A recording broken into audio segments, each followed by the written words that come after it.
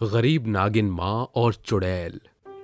एक छोटे से गांव में एक पार्वती नाम की औरत रहती थी। पार्वती को बच्चा होने वाला था और वो दर्द में चिल्ला रही थी कि तभी अचानक से एक बच्चे के रोने की आवाज आती है। तभी पार्वती के साथ कौशल्या तुरंत बच्चे को उठाती है।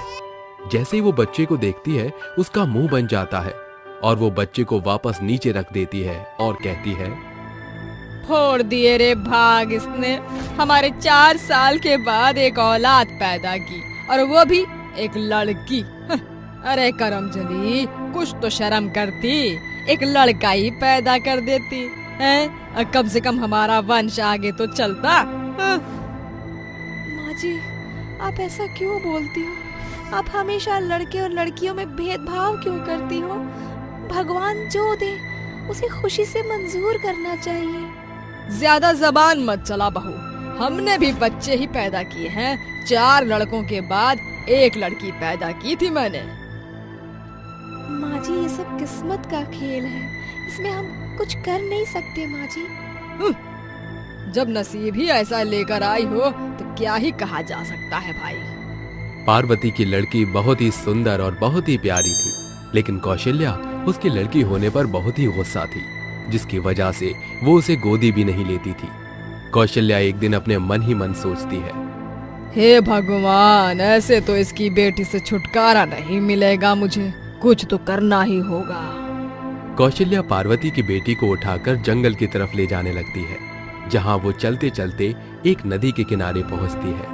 हे भगवान, मैं इस बच्चे को मारना तो नहीं चाहती थी, लेकिन क्या करूं, मुझे लड़की की कोई जरूरत नहीं है। भगवान, तुमसे हाथ जोड़कर विनती है, अगली बार हमारे घर में बेटा ही पैदा होना चाहिए बस। ये कहकर वो पार्वती की बच्ची को नदी के पानी में छोड़ देती है और वहां से चली जाती है। वहीं दूसरी तरफ बच्ची पानी में बहते हुए आगे की तरफ पहुंच जाती है, जिसके बाद एक नागिन की नजर उस बच्ची पर पड़ जाती है। हे भगवान, कितनी मासूम सी बच्ची है, कोई इतना निर्दयी कैसे हो सकता है जो इसे नदी के पानी में छोड़ गया। आज से ये मेरी बच्ची हुई और मैं इसकी माँ, मैं इसका अच्छे से ख्याल रखूंगी। नागिन पार्वती के बच्चे को पालने लगती है। वहीं दूसरी तरफ पार्वती का अपनी बेटी के खो जाने से रो रो के बुरा हाल हो जाता है। कहाँ चली गई मेरी प्यारी बच्ची? आखिर कौन मेरी बच्ची को ले जा सकता है? भगवान, मुझे मेरी बच्ची लौटा दो, मैं अपनी बच्ची के बिना नहीं जी सकती। अरे अच्छा हुआ कि यहाँ से चली गई, नहीं तो जिंदगी भर तेरी बेटी का बोझ उठाना होता मुझे। तुझ मनहूस से तो एक पोता तक पैदा नहीं हुआ, अब और क्या ही करेगी तू जिंदगी में। माँ जी, भगवान के लिए ऐसा मत कीजिए, पता नहीं मेरी फूल सी बच्ची कहाँ होगी, किस हाल में होगी। देख पार्वती, ज्यादा ड्रामे मत दिखा, जो होना था हो गया। लगता है तेरी बेटी तेरे नसीब में थी ही नहीं। ये कहकर कौशल्या वहां से चली जाती है और बेचारी रोते रोते घर के काम करने लगती है। वहीं दूसरी तरफ नागिन उस बच्चे की अच्छे से देखभाल करती है। ऐसे ही धीरे धीरे कुछ वक्त बीत जाता है और वो बच्ची अब बड़ी हो जाती है, जिसके बाद नागिन उसका नाम सृष्टि रखती है। एक दिन नागिन अपने नागलोक में अपनी बेटी सृष्टि का परिचय देती है। ये है मेरी बेटी सृष्टि, अगर मुझे कुछ हो जाएगा तो मेरी जगह मेरी बेटी सृष्टि ही लेगी। तभी वहां कई सारे नागों में से एक नाग नागिन से कहता है, तुम झूठ बोल रही हो, ये तुम्हारी बेटी नहीं है, तुमने इसे नदी से उठाया है। मैंने खुद अपनी आंखों से तुम्हें इस बच्चे को नदी से उठाते हुए देखा था। ये बात सुनते ही सृष्टि रोने लगती है और रोती हुई वहां से भाग जाती है और जंगल में एक पेड़ के नीचे जाकर बैठ जाती है। मेरा कोई नहीं है इस दुनिया में। मेरी खुद की माँ भी मेरी माँ नहीं है। पता नहीं मेरी असली माँ कहाँ होगी और किस हाल में होगी।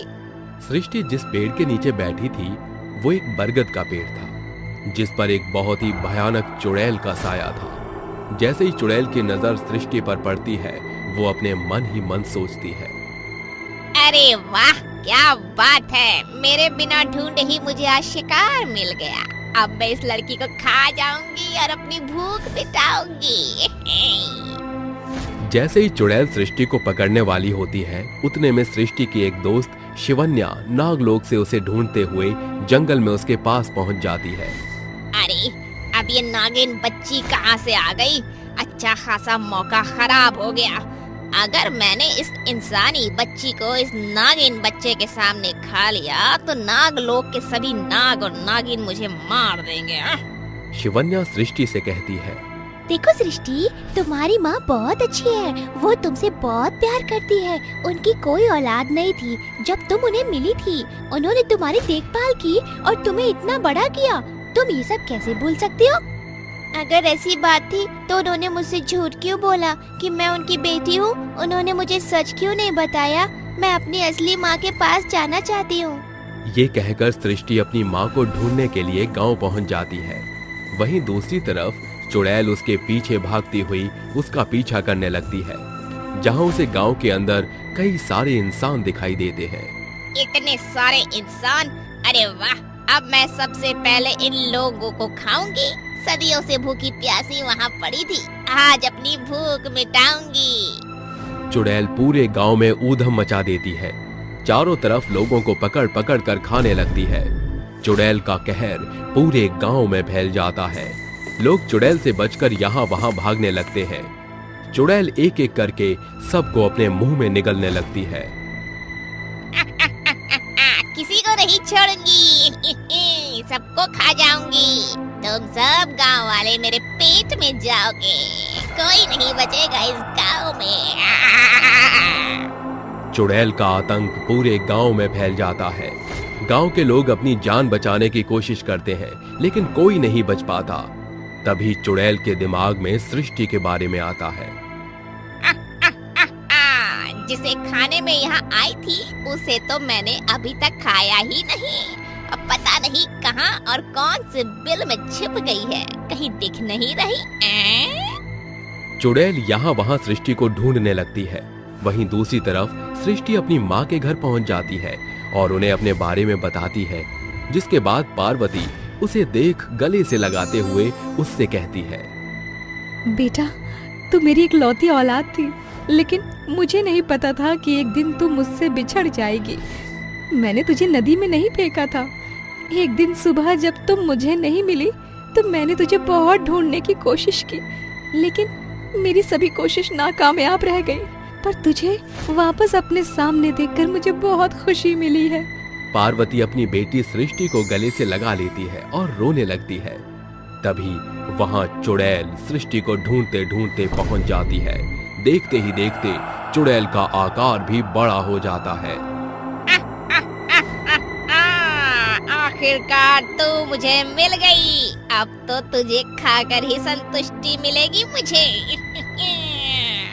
चुड़ैल सृष्टि को खाने ही वाली होती है, इतने में पीछे से सृष्टि की नागिन माँ आ जाती है, जिसके बाद वो अपनी शक्तियों से चुड़ैल को कमजोर बना देती है।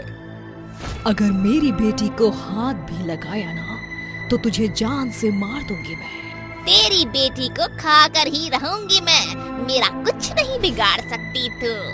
तभी नागिन के साथ कई सारे नाग मिलकर चुड़ैल के ऊपर अपनी शक्तियों का वार करते हैं, जिसके बाद चुड़ैल जलने लगती है और जलकर खत्म हो जाती है।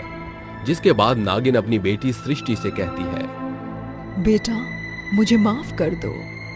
जब तुम मुझे मिली तो मुझे लालच आ गया और मैंने तुम्हें अपनी बेटी की तरह पालना शुरू कर दिया। इसीलिए मैंने कभी तुम्हारी माँ को ढूंढने की कोशिश नहीं की। माँ, आप माफी मत मांगो।